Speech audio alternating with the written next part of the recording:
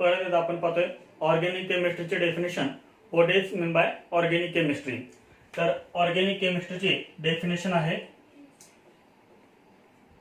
The branch of chemistry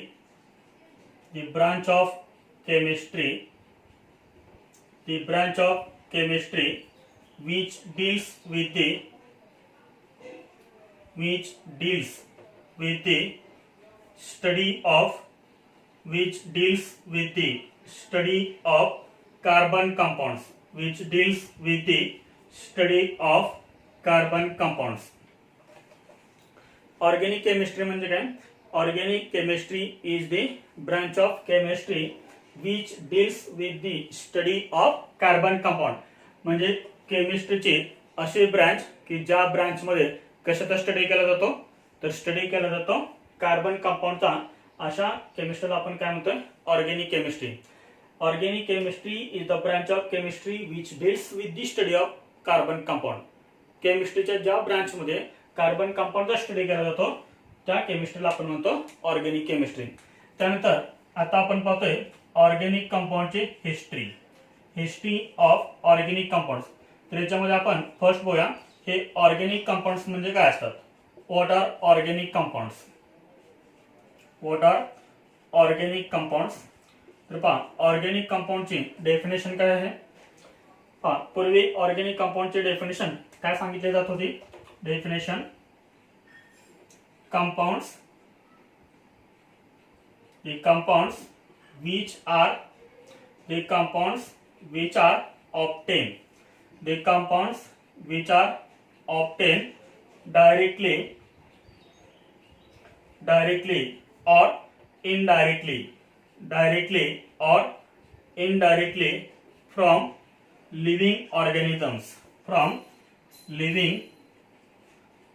living organisms such as plants and animals were called organic compounds. पूर्वी organic कंपाऊंडची definition काय सांगितली जात होती. The compounds which are obtain directly और indirectly from living organisms such as plants and animals were called organic compound.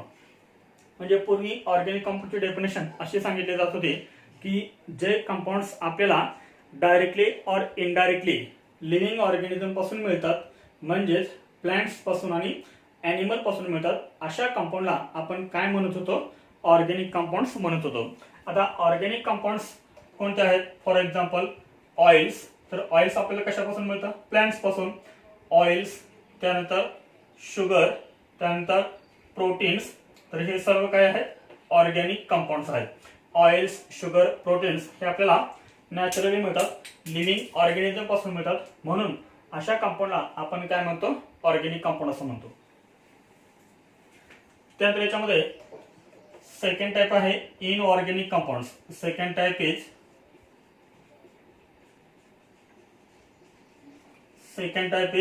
inorganic compounds. What are inorganic compounds? एकदम simple definition आहे.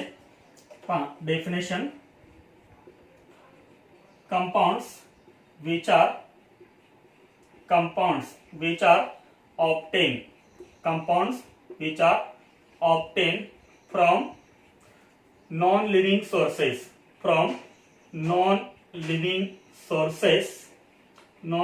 sources were called inorganic compounds. तर inorganic compound म्हणजे काय. compounds which are obtained from non-living sources were called inorganic compounds. म्हणजे जे compounds आपल्याला कशापासून मिळत होते तर नॉन लिव्हिंग सोर्सेस पासून मिळत होते अशा कंपाऊंडला आपण काय म्हणत होतो इनऑर्गेनिक कंपाऊंड असं म्हणत होतो. For example NaCl sodium chloride CaCO3 म्हणजे कॅल्शियम कार्बोनेट. तर हे जे NaCl आहे CaCO3 आहे हे आपल्याला कशापासून मिळतात तर नॉन लिव्हिंग सोर्सेस पासून मिळतात म्हणून अशा कंपाऊंडला आपण काय म्हणतो इनऑर्गेनिक कंपाऊंड असं म्हणतो. तर हे झाले ऑर्गेनिक कंपाऊंड्स आणि इनऑर्गेनिक कंपाऊंड्स. तर ऑर्गॅनिक कंपाऊंड्स आणि इनऑर्गॅनिक कंपाऊंड्स म्हणजे काय ते आता आपण पाहिलं. But this is the not definition, final definition of organic compound. तर ही ऑर्गॅनिक कंपाऊंडची फायनल डेफिनेशन नाहीये. त्यानंतर याच्यामध्ये नेक्स्ट पॉइंट आहे. याच्यामध्ये आपण नेक्स्ट पॉइंट पाहतोय. इन 1828 1828 मध्ये in 1828 polar synthesize first organic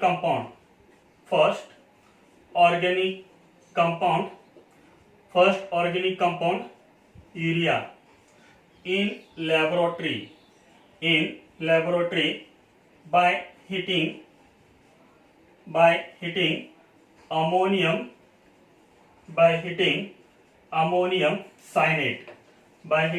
ammonium cyanide. पण पहा 1828 मध्ये पोलर ह्या सायंटिस्टने काय केलं तर पहिला ऑर्गॅनिक कंपाऊंड हा लॅबोरेटरीमध्ये तयार केला.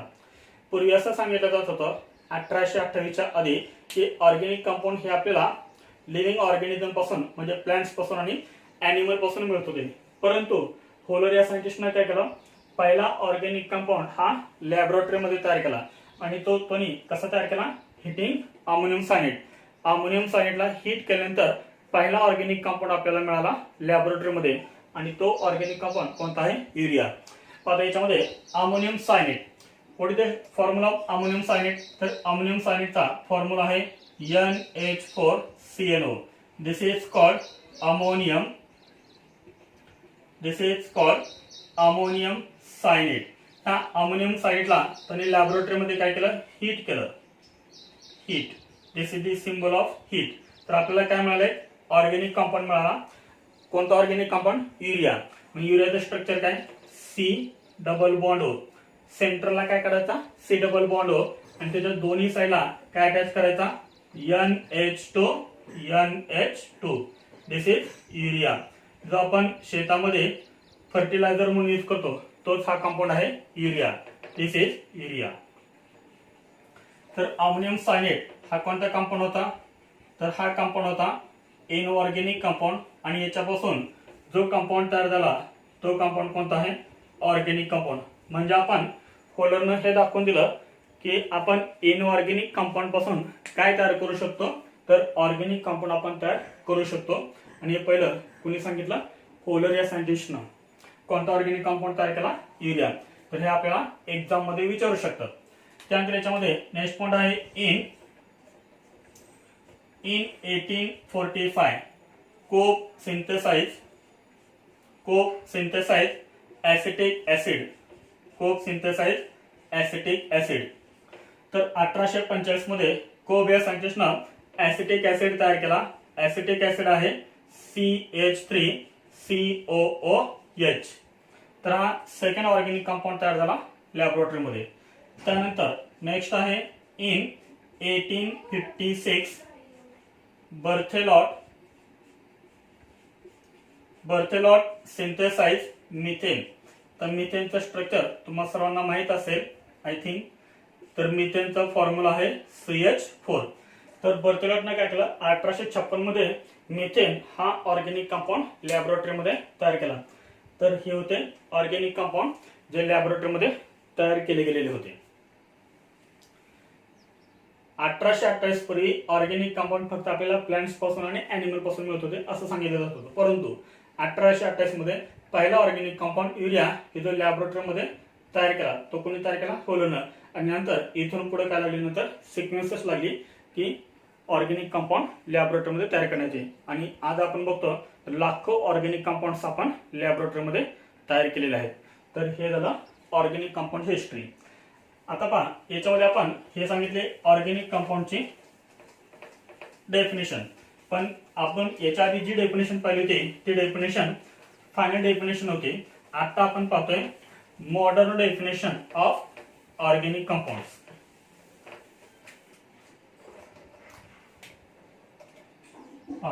ऑर्गॅनिक कंपाऊंड्स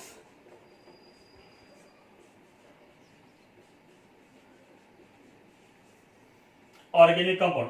आता जे आपण डेफिनेशन पाहतोय ते आहे modern definition of organic compound.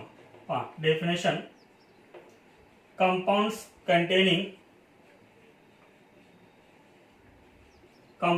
containing carbon hydrogen as main elements. Carbon hydrogen as main elements, sometimes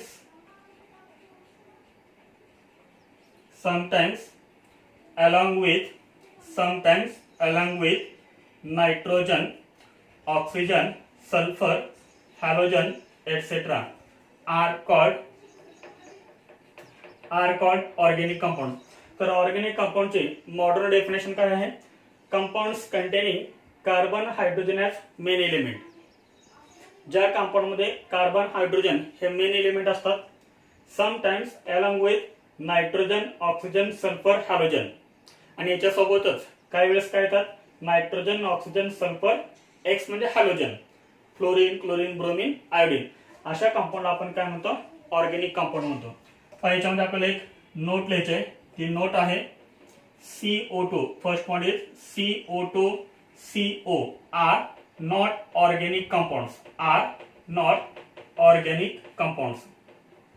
तर कार्बन डायऑक्साइड आणि कार्बन मोनॉक्साइड तर हे ऑर्गेनिक कंपाऊंड नाही आहेत, कारण याच्यामध्ये कार्बन आहे परंतु हायड्रोजन आहे का? नाहीये. These are not organic compounds. But second point is very interesting. CCl4. CCl4 म्हणजे काय? तर कार्बन टेट्रा क्लोराइड.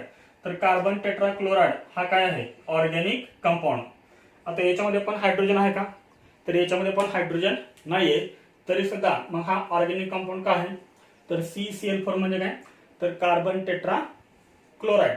तर कार्बन टेट्रा क्लोराइड मध्ये हायड्रोजन नाहीये, तरी आपण याला काय म्हणतो? Organic compound. तर याचं जे एक्सप्लेनेशन आहे ते एक्सप्लेनेशन आपल्याला कुठे पाहायचं आहे? तर पुढच्या येणाऱ्या पॉइंट्स मध्ये आपल्याला हे क्लासिफिकेशन आपल्याला पाहायचं आहे. तर ही होती ऑर्गेनिक कंपाऊंडची मॉडर्न डेफिनेशन. त्यानंतर आपण याच्यामध्ये नेक्स्ट पॉइंट पाहतोय हायड्रोकार्बन्स. याच्यामध्ये नेक्स्ट पॉइंट आहे hydrocarbons.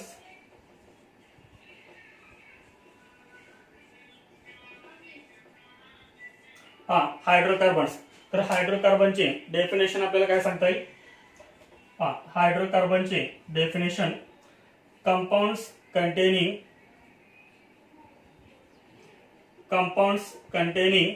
only carbon and hydrogen are called hydrocarbons. त्याच्या नावातच डेफिनेशन आहे पहा. हायड्रो म्हणजे काय? हायड्रोजन आणि पुढचं वर्ड कोणता आहे? कार्बन. म्हणजे ज्या कंपाऊंड मध्ये फक्त कार्बन आणि हायड्रोजन हे दोनच एलिमेंट असतात अशा कंपाऊंडला आपण काय म्हणतो? हायड्रोकार्बन्स म्हणतो. Compounds containing only carbon and hydrogen are called hydrocarbons. त्यानंतर याच्यामध्ये नेक्स्ट पॉइंट आहे टाइप्स ऑफ हायड्रोकार्बन्स. याच्यामध्ये types of hydrocarbons. There are 2 types of hydrocarbons. हायड्रोकार्बनचे किती टाइप्स आहेत? 2 टाइप्स आहेत. There are 2 types of hydrocarbons. First type is saturated hydrocarbons and second point is unsaturated hydrocarbons.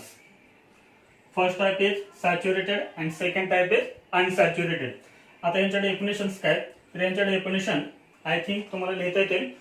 मी जेव्हा example देईल त्यावेळेस तुम्ही एक्झाम्पल ते नीट बघायचं आहे, त्याच्यावरून तुम्हाला ही सॅच्युरेटेड हायड्रोकार्बनचे डेफिनेशन तुम्हाला सांगता येईल.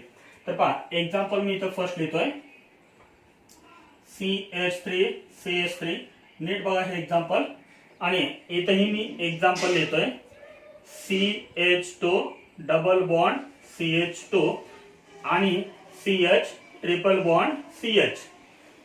मग सॅच्युरेटेड हायड्रोकार्बनचे हे एक्झाम्पल आहे.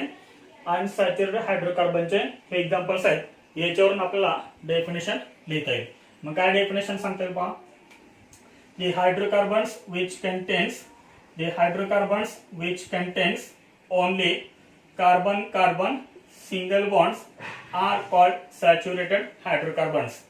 ज्या हायड्रोकार्बन मध्ये फक्त कार्बन कार्बन कोणता बॉन्ड असतो, सिंगल बॉन्ड असतो, त्याला म्हणतात सॅच्युरेटेड हायड्रोकार्बन्स. मग अनसॅच्युरेटेड हायड्रोकार्बन म्हणजे काय? The compounds which contains carbon carbon double bond और carbon carbon triple bond, that is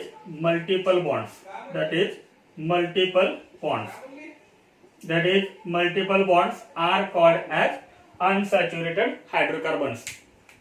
ज्या हायड्रोकार्बन मध्ये कार्बन कार्बन डबल बॉन्ड किंवा कार्बन कार्बन ट्रिपल बॉन्ड असतो, म्हणजेच मल्टिपल बॉन्ड असतात, अशा कंपाऊंडला आपण काय म्हणतो? Unsaturated hydrocarbon. ह्या कंपाऊंड मध्ये काय आहे? कार्बन कार्बन डबल बॉन्ड, आणि ह्या कंपाऊंड मध्ये काय आहे? Carbon carbon triple bond. म्हणून अशा कंपाऊंडला आपण काय म्हणतो? Unsaturated hydrocarbons. आता पहा, याचं आपल्याला नाव काय लिहिता येईल? किती कार्बन अटम आहेत? दोन कार्बन अटम असतील तर वर्ड रूट आपण काय लिहितो? इथ लिहितो. पुढे बॉन्ड कोणता आहे? सिंगल बॉन्ड आहे, त्यामुळे आपण पुढे काय लावतो? ANE. लक्षात, सिंगल बॉन्ड असेल तर पुढे वर्ड रूटच्या काय लावायचं? ANE. तसं आपल्याला याचं काय नाव लिहिता येईल? 2 कार्बन अटम आहेत, त्यामुळे काय लिहिता येईल? इथ. आणि पुढे डबल बॉन्ड आहे, त्यामुळे काय लिहिता येईल? ENE, इथिन. तसं इथं आपल्याला काय लिहिता येईल? याचं नाव 2 कार्बन अटम आहेत, त्यामुळे इथ, आणि ट्रिपल बॉन्ड आहे, त्यामुळे काय लिहिता येईल? YNE. म्हणजे याचं नाव काय झालं? इथाइन. Ethane, इथिन, ethyne. लक्षात आहे? तरी होते टाइप्स ऑफ हायड्रोकार्बन्स.